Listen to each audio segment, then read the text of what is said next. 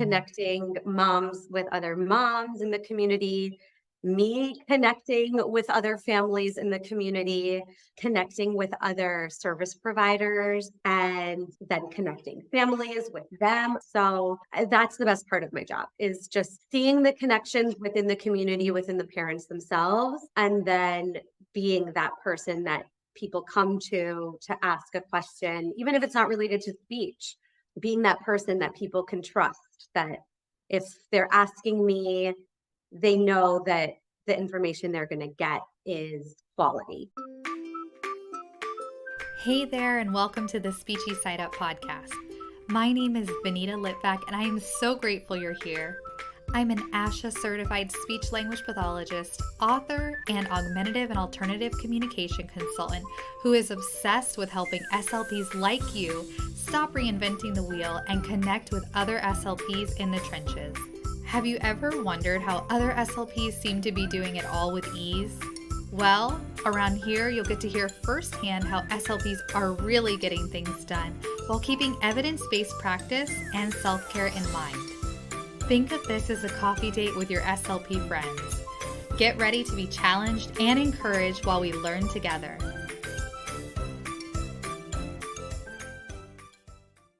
Today, I'm joined by Carly Dorfman, MS CCC-SLP, as well as the owner of KIDnection and lead speech language pathologist and parent educator. She is a licensed, certified, and credentialed pediatric speech language pathologist with over 10 years of experience treating children of all developmental levels. Her specialty is in child and family-centered approach using evidence-based best practices to improve speech, receptive and expressive language, fluency, and oral motor skills. She is also a parent educator leading infant and toddler enrichment classes in the community and providing resources and support for parents and caregivers. Carly, thank you so much for coming today. Thank you for having me. I'm so excited to be here. So just to give the listeners or watchers, however you are tuning in, Carly and I have had the pleasure of working together. She lives pretty close to me and is doing such amazing things in our community. We've done some collaborative caregiver and me classes, but Carly is super talented and she is going to share so much good information about how her private practice is different and how she's able to foster a sense of community with her families.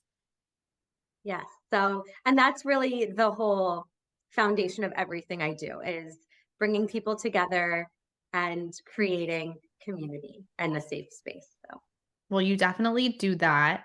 So what was your inspiration behind KIDnection? so I was inspired to create a business that was true to all of my values, security, safety, community, sharing information, and building that network.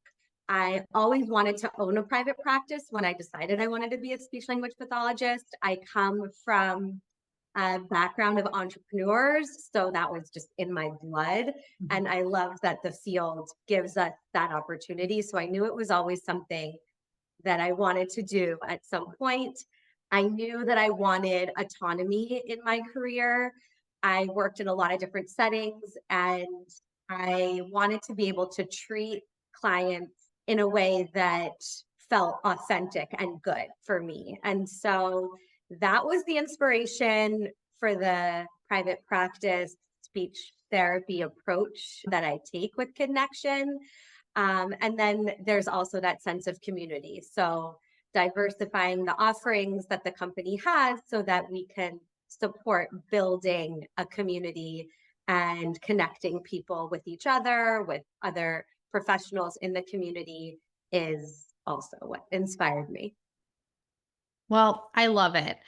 Would you be open to sharing when you started KIDnection? Because I feel like that story is really foundational for understanding why you started it and how it grew so quickly. I love your Yeah, story. for sure. So like I said, always wanted to be in private practice, never knew how to get to this point. I worked in a private practice for other people as a speech therapist for most of my career. And it was during COVID, I actually had COVID. So I was locked in my room for 10 days and I had nothing but myself and my thoughts. So in sitting there, I was like, oh my God, okay, here's my chance to put myself out there. And I created a business plan from my bedroom and just started reaching out to people in the community, letting them know I offer these services and I want to also do these caregiver and classes. And so we did this training, this Learn with Less training, and that helped get my feet wet and sort of open my eyes to the opportunity that caregiver and classes can have. And then once I started doing the classes, I sort of turned it into my own thing. And so now it's branched off into KIDnection classes, which have a different focus and just, it's the same idea, but in a different way. Yeah, and you expanded it to so much more. I felt like you were providing a lot of value to that program, but it was proprietary to your style. So it made sense that you finally went off and branched on your own, you Yeah. know? Yeah. But I So love that you're like, I'm just going to take advantage of this COVID lockdown right now and just go for it. Do you think you would have actually pursued it if that hadn't had happened? I had the idea for a long time and just sat with it. And it was not until I had the time away from my full-time job to really think about what it is that I want to do. I was in such a grind. I have two young kids. And so I just didn't have the space to think. Once I had that opportunity, it all just came pouring out of me in a very authentic way. And I'm, grateful that I had that opportunity and never looked back. I know. It's amazing. So you started in 2020. Let people know where you're at now because I think it's pretty significant. Yeah. So when I started, I was doing in-home therapy. I didn't have a space or anything like that. So I had my bag and I was going into clients' homes. I actually met my first client at the park. Very little marketing. It was literally, she said to me, your son speaks so well. He's so young. And I was like, oh, I'm a speech therapist. Maybe that's why I've been looking for one. And that was how I got my first client. And then it was just a lot of word of mouth from there. And I was doing the caregiver and me classes anywhere and everywhere that I could just to get my name out there. So local play spaces, the park, people's backyard, the clubhouse in my own community, literally anywhere. And now since September, I have a brick and mortar space in Parkland, storefront location that is amazing and beautiful and has a whole wall of storage that I can have all of my stuff there. And so I lead the classes there. We provide speech therapy there, still in homes and in daycares as well. But we now have a place to call home. Really nice. That's amazing. Yeah. It's so awesome to see your journey. One thing I've always really admired about you is your ability to stay very focused. And I think it compounds exponentially because you always have your eye on the prize and your big goals. You're not really a multi-passionate person. You're like a very focused achiever. Is that incorrect or did I nail it? No, I think that's I've never thought of myself that way, but I get my mind set on something. And I think I've been this way my whole life. My parents would probably say, like, you wanted something, you got it, you found a way. And that is just my personality. I have my mindset and I make it happen. I do have to say though, interestingly enough, I also I'm a little crazy. My friends are listening, they're probably gonna think I'm crazy, but I believe in manifestation as well. And I I like have these ideas and they just sort of it feels like they just happen to me.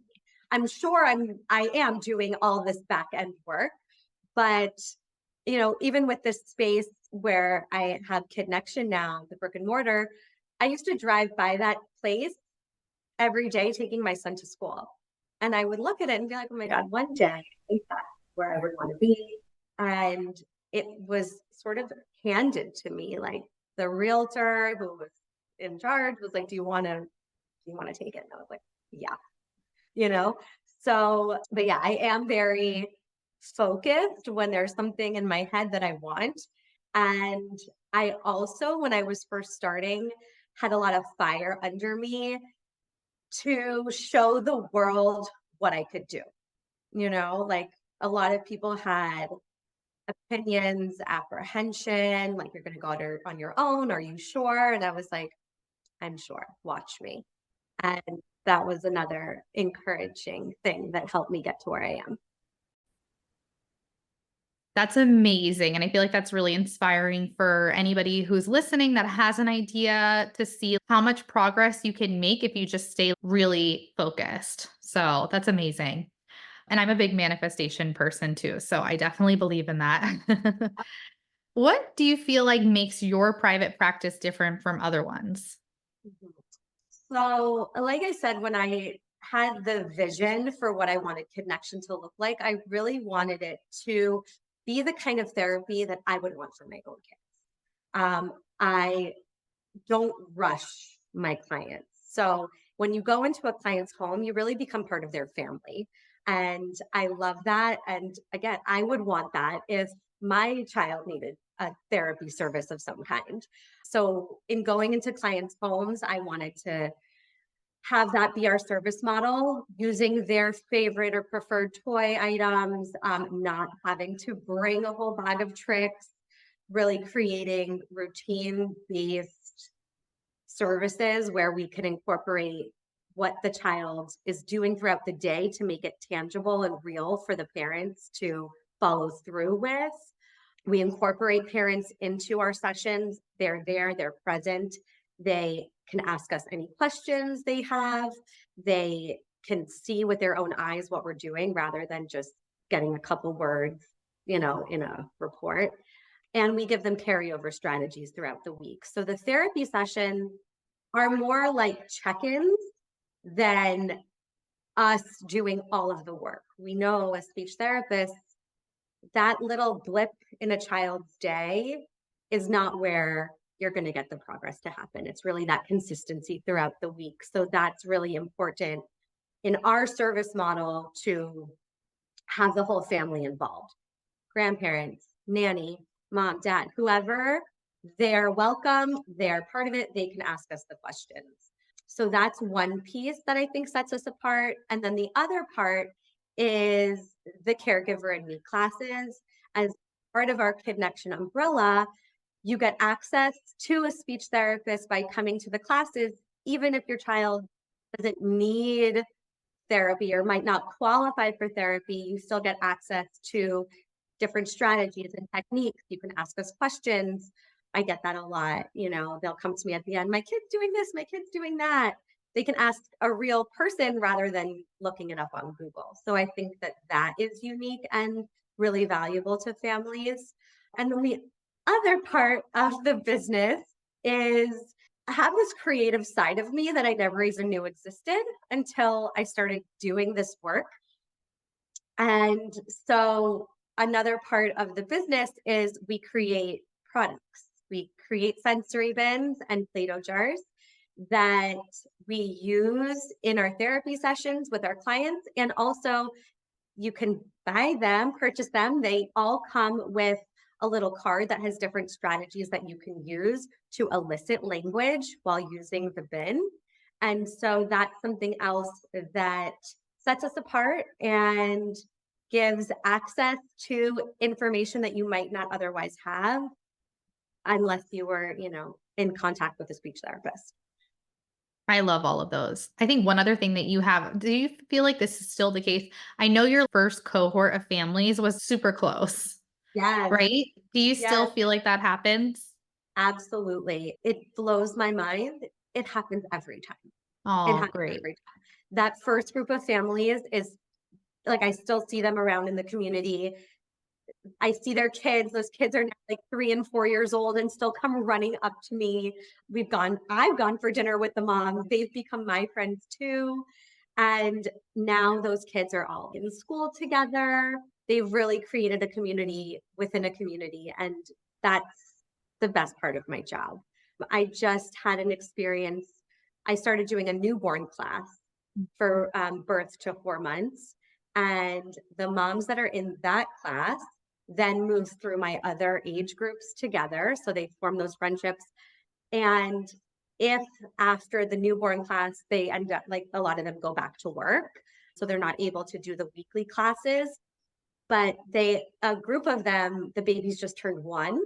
And so I did one of those birthday parties, and they were all there celebrating their babies turning 1. Even though they don't see each other weekly, they still had that bond from the beginning. And so that's the best part of what I do. It's Yeah. really watching the friendships form within the families, seeing them post about mom's nights that they have for themselves. You know, it's so important when you're a young family with young kids to really build that community and have those people that you can rely on and vent to and ask questions to. And so I love that I could give people that, because I didn't have that. And so grateful to, turn it around and be able to create that for other people. It's sort of, someone called it something the other day, like all of the things that I wish I had. There was a term that they used, and I was like, I can't remember it now, but it's basically all of the things that I wish I had when I was in that stage with my own kids. That's what I'm putting out there for these people. Yeah, no, that makes sense. And that's probably why it's so successful. You mentioned birthday parties. Are you still doing birthday parties too? So I guess that's another Yeah, element of your private practice. it keeps evolving and changing. I don't know, maybe every 3 months, someone has an idea that they throw at me. Can you do this? And I'm like, sure. And so that's something else that I have made a conscious effort to do, is say more yes. And it just allows for opportunities to come my way. So yeah, so I'm doing birthday parties. I take elements of the caregiver and me class and bring it into the birthday party. And then I create a custom sensory bin that matches the theme of the child's party. And they get to use that for their birthday party as well. And everyone gets to play, and it's really fun. That's awesome. Yeah, it's hard when you start out, right? You say yes to everything because you just want the business and you want to get up and running. And then you start having to develop boundaries because it can be overwhelming. And then it's this balance between, okay, I set maybe too many boundaries. I got to say yes again. I'm also in that stage right now where I was saying no to all these speaking engagements. And then this year, people are inviting me again. I was like, wait, why do I not ever get to speak at speaking engagements that I'm invited to? And I'm, oh, well, that's why, because I say no to everything. Right. So I'm in the same boat as you. I totally get that.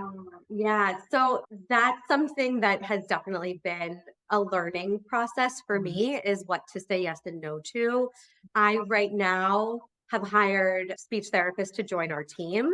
And so as I get new inquiries, I'm not taking any more speech clients. They're going to other speech therapists that work for the company that, again, align with our values. They use the same treatment strategies. We all communicate on the regular about the clients. But that was something that I realized I had to say no, although I want to help everyone. I want to say yes to everyone, but it became too challenging. And so I found ways to sort of get around that. Yeah. No, that makes sense. They're making it work for you. How do you balance raising your young children and then running the business and doing birthday parties on the weekend? How do you Mhm. balance all of that? So another no is afternoon clients. Mm. We don't see clients after 2 p.m. Mm. Which, again, like, when you're looking at it from a business perspective, a lot of kids need that therapy time after school, but we've really niched into early intervention. And so if they do go to daycare or preschool, then we can see them there during the day. And if they're, younger and just home with their families, we see them at home. So we don't see afternoon clients. And that's something across the board. The therapists that work for me, they're also moms. And so they want to be there for their kids in the afternoons. I want to be there for my kids in the afternoons. So that's something that as a company we value. And it's it sucks when a client needs that time, but we'll just refer them to somewhere else. So I balance that way. I spend a lot of time with my kids when they come home from school. And weekends, I will only do one KIDnection event per weekend. And usually it's a morning, so it's from 10 to 12.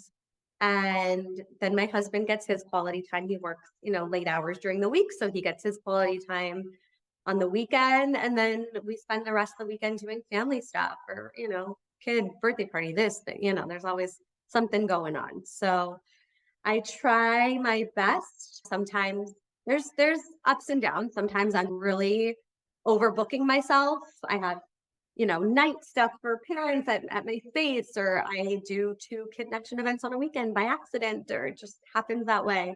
And I feel it. And there's moments where I'm like, this is too much. Like, then I don't want to do anything.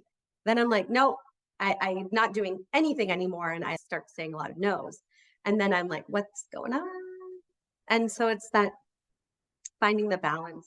So right now, the balance is pretty good. I have a good groove going, but there's definitely moments where I feel overwhelmed and moments where I feel like there's not enough.